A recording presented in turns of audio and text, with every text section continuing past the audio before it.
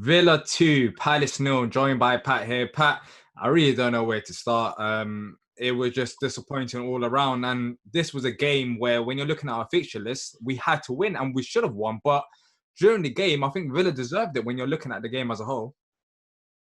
Yeah, a game that definitely you circle as one that's likely for us to get points out of what we have left. But like you said, Villa came into play. I think they've been talking about how this is like a playoff style tournament for them where they need to keep winning and advancing and hoping they can stay up.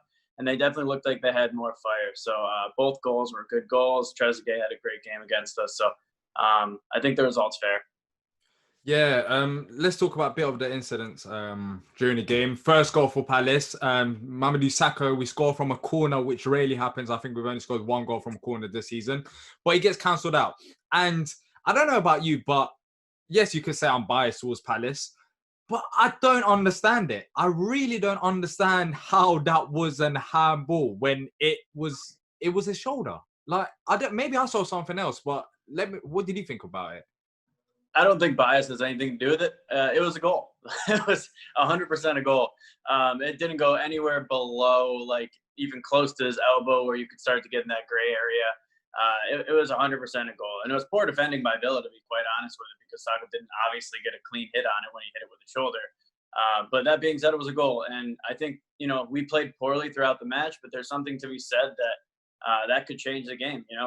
A goal that early on, you get a 1-0 lead and you start to play the way you want to play. You can dictate pace a little more, and that certainly could have changed the outcome of how everything else went down. Just the game as a whole. Like, let's talk about the other end of the pitch going forward. Just sloppiness. It is so uncharacteristic. I don't know what's really going on. Normally, you see Roy Hodgson's side being so structured, knowing what to do, but some players are saying the passion's not there from the players. Some people are saying it's his tactics. What do you think it is that's resulted us getting our 5th defeat in a row? Yeah, Luka, he started this post-quarantine out great with that free kick against Bournemouth, but after that, I mean, he's had just a poor run of performances, and he seems to be the guy that kind of puts some things together in the middle a lot, plays some deep passes, does some smart things on and off the ball, and he really hasn't been there. There hasn't been much link-up play between the midfield and the attack, getting from the defending to the attacking. Wilf did his normal thing today. He looked a lot more passionate. He looked a lot more energetic, but I think he fell into that trap he gets into sometimes where he just thinks he needs to do everything. And, I think he created the most chances. He had the most dribbles, but he also lost the most balls, dispossessed the most. So I think he's just trying to do too much because he senses it. What do you think? There's no one else that's coming forward though, apart from Wilf. Jordan Ayew has been our man going forward, but over the last run of games, I can't lie, he's been poor. I don't know what it is. Even simple passes, he can't make them. Just losing the ball easily. So it seems like we've just been over-reliant on Wilf because there's really no one else to go forward. 100%, yeah. And then you mentioned Luka as well. So what next? I mean, we can talk about the goals. Let's talk about the goals before we talk about what next. Let's talk about Trezeguet's first goal for Aston Villa. He was far post. These are simple things that we should be able to defend. So I don't know if it's a lack of concentration, but from there it seemed like it was Patrick Van Aanholt's fault because that's his natural position, but he wasn't there. So there's so many questions coming out of this game where I don't even know where to start really. Yeah, it is, and there's simple things that they're not doing well. Ayew being out on the wing the last few games with Benteke being in the center. I don't know if we're wasting him out there, if he just doesn't seem like he's as comfortable not being in the center of the pitch, kind of working from there. And, with no linkage in the middle of the pitch, like Meyer comes on the last however many minutes. I think he got 5 minutes more than he normally gets, so a whopping maybe 20 minutes or so.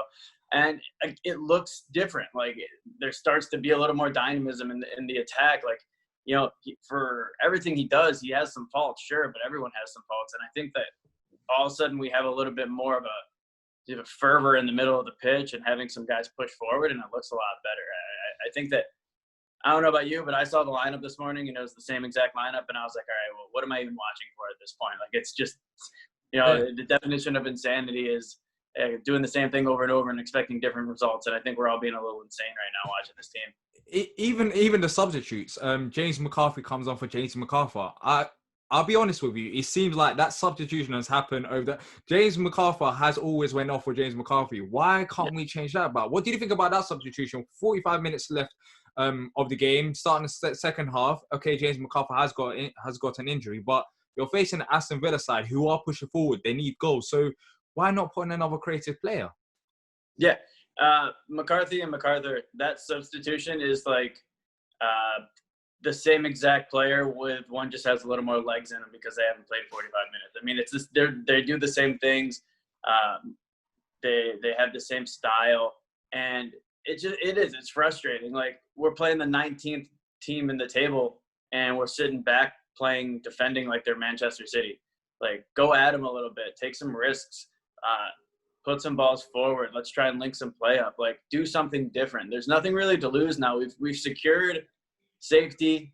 Europe is obviously out of the question at this point. So I know that there's like $2 million at stake for each position and things like that, but it's not working right now.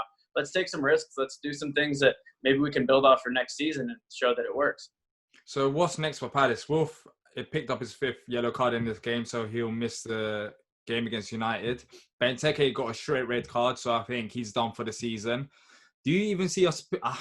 I'll be honest with you. I don't really see us picking up points. Anyway, we've got Manchester United, Wolves, Tottenham, and all these teams are fighting to get points just to make sure they're finishing European positions and as high as possible. Do you see us actually picking up any points, or am I just being way too negative? I don't think you're being too negative. So this is like the definition of the Palace roller coaster for me. 2016-17 season, we finished with 41 points. That was the lowest point total that we had through this current run of being in the Premier League. We were talking about possible going to Europe, waxing poetically about these European competition runs not 2-3 weeks ago, and we'll probably finish 1 point more than our lowest total at 42. I don't see where the points are coming in. Like you said, all those teams we play are looking for Champions League spots or Europa League spots. Are going to come in a lot more motivated, and especially with United, with 2 of our attackers, say what you will about Benteke's output, yeah, sure. But 2 of our attackers were pretty skint in the moment being out. It's not going to look good. Wolves is just on another level right now. And then Tottenham, I think Mourinho's trying to justify his job. So all 3 of those games are going to be tough, and I don't see us getting any points out of it, unfortunately. Yeah, it's going to be very difficult. Hopefully, we'll talk about at least a goal even during the next few games. I think that would be a massive positive at this rate, not even a win. But thank you for joining me, Pat. As always, leave down your comments down below and let us know what you think about the game. And until next time, up to Palace.